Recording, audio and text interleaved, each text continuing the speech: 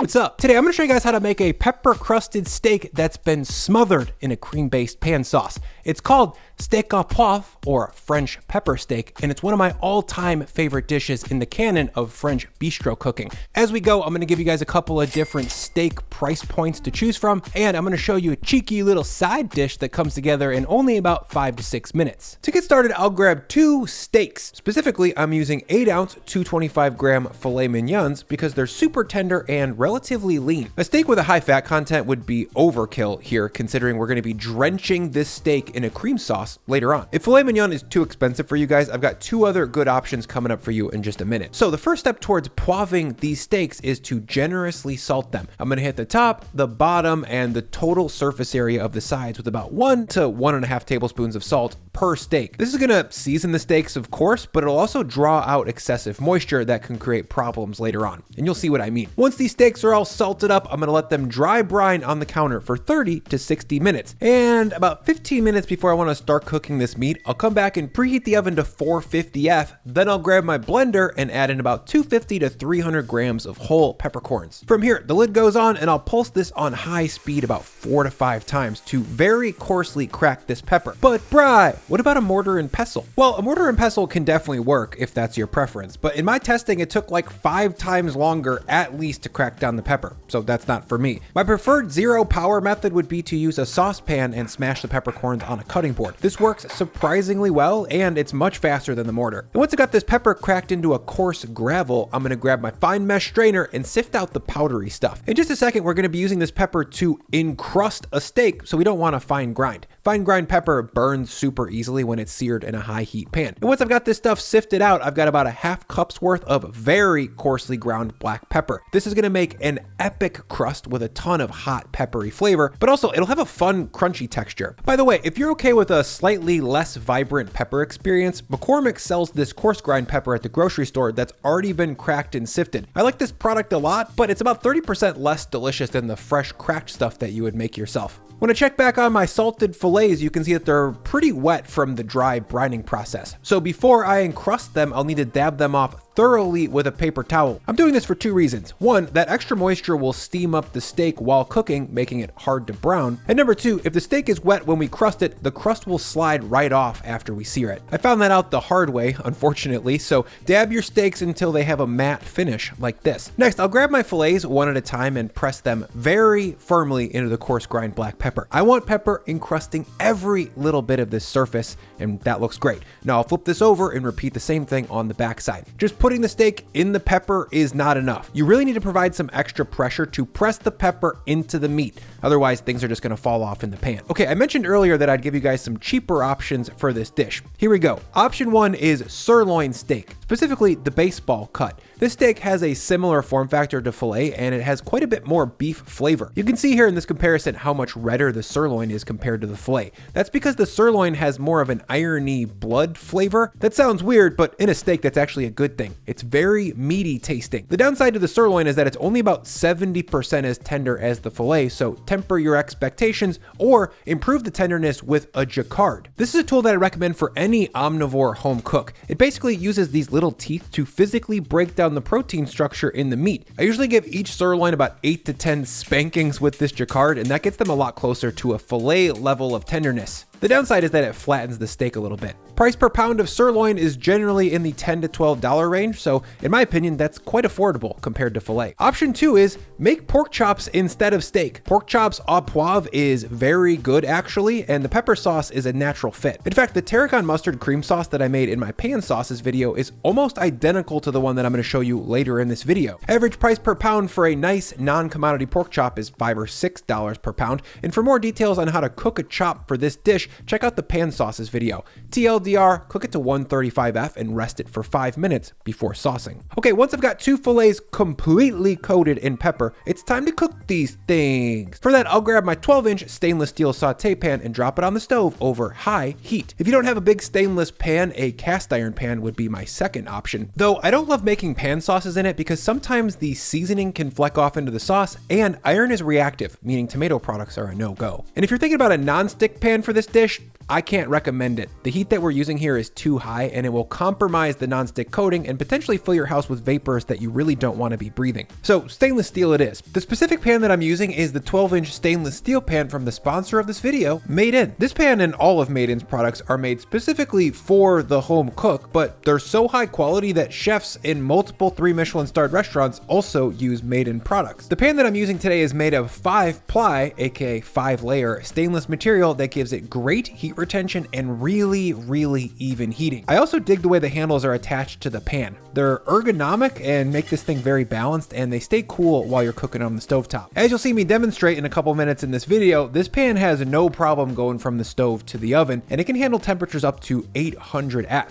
If you guys have seen any of my videos over the last couple of years, you'll know that I almost exclusively use Made In cookware, and I like it so much that I even paid for and gifted my sister an entire set. Oh my God.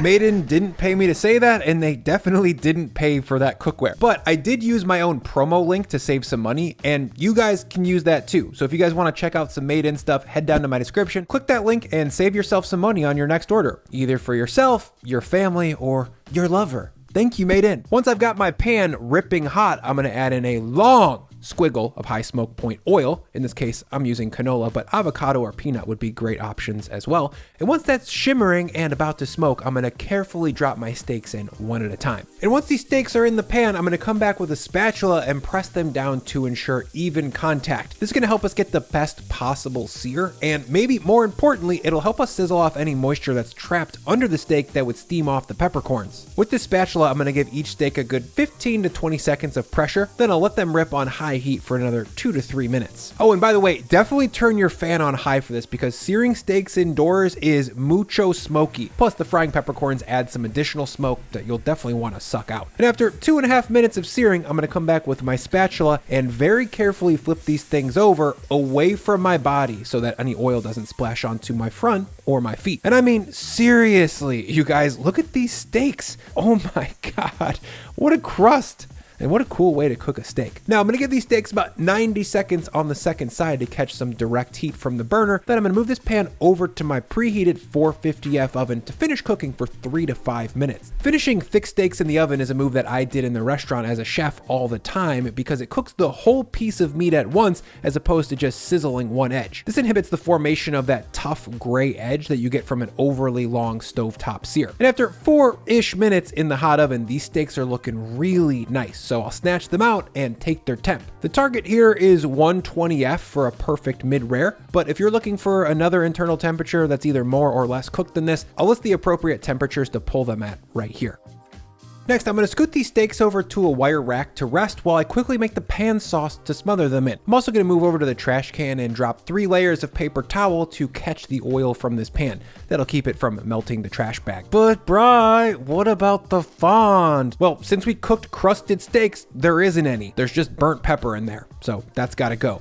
Oh, and by the way, if you don't have an instant read thermometer, another way to determine doneness is with your palm. A mid-rare steak feels like the palm meat under your thumb. This is one way that you can look like a total bad boy at your next dinner party, but be warned, this takes some practice. Back at the stove, my pan is back up over medium heat. So in goes a squiggle of olive oil, then 75 grams of brunoised shallots. A brunoise is just a fancy French term for a very small dice. And if you don't have access to shallots or you don't want to go out of your way to find them, a white onion is also a fine sub here. Just make sure whatever you use, it's super finely minced like this. Now I'll add a little pinch of salt into my shallots, then I'll stir and saute for about 2 minutes until they're softened up and just on the verge of taking on some color. Next in goes 10 grams of minced garlic and 2 to 3 sprigs of picked thyme. Now a quick stir and I'll saute over medium heat for about another minute or until the garlic is smelling short for fragrant. Okay, time for the fun stuff. Next, I'm gonna turn off my burner and then add in 125 grams of brandy or cognac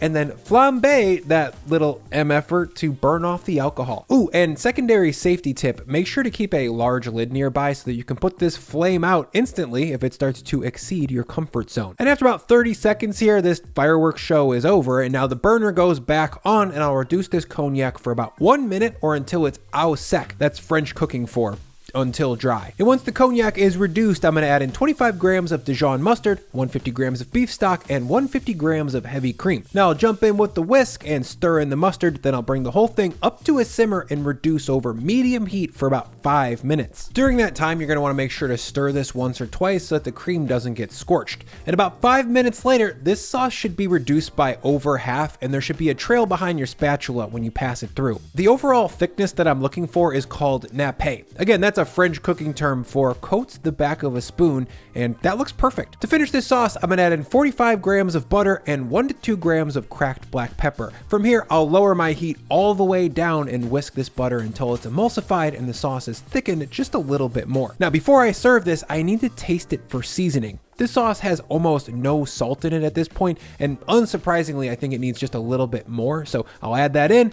I'll stir it in, and now it's time to plate things up. First thing down is my very well rested crusty steak. Then I'll drown this thing in peppery mustard cream sauce. Wow, that looks sickeningly cool. But what about a side dish? Well, how about some asparagus? I'm gonna show you a method that I came up with a few weeks ago while making a quick steak dinner for Lauren and I. First, I'll take about 500 grams or a generous pound's worth of asparagus and chop off the woody stems. Next, I'll lay the asparagus out onto a little quarter sheet pan, which happens to be the perfect size for a pound's worth. Then I'll grab my oil squeezer and drizzle the asparagus with a tablespoon or 2 of oil, then sprinkle on a modest amount of salt and crank on a bunch of black pepper. Next, I'll roll this asparagus in the oil and salt with my palm to make sure even coverage. Then I'll drop the sheet tray into my oven under a high broiler and sizzle with direct heat for 3 to 4 minutes. On the stovetop, I'm going to melt about 30 grams of butter into a little saute pan and add in 4 to 5 minced garlic cloves and sizzle for about 2 minutes or right until the garlic is about to take on some color. I'll do this over low heat so the garlic has very little chance of burning. Back at the oven, halfway through, I'll turn the sheet tray to make sure the asparagus is getting evenly blistered under the broiler, and after 4, maybe 5 minutes, it's ready to go.